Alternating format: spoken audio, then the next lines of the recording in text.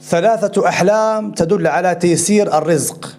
3 أحلام إذا حلمت بها فاعلم أن الله عز وجل سيسوق لك رزقا طيبا، وسيكون عندك يسر في الرزق بإذن الله تعالى.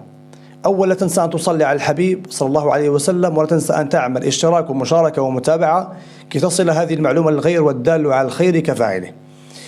الحلم الأول أنك تحلم بأنك في مكان جميل، تحلم بأنك في مكان جميل، في حديقة أو في نزهة، أو أنك في مدينة جميلة أو في مكان رائع.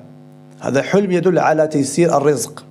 الحلم الثاني وهو أنك تحلم بأنك يهدى إليك مال، أو تجد مال كثير، أو تجد نقود أو ذهب أو فضة.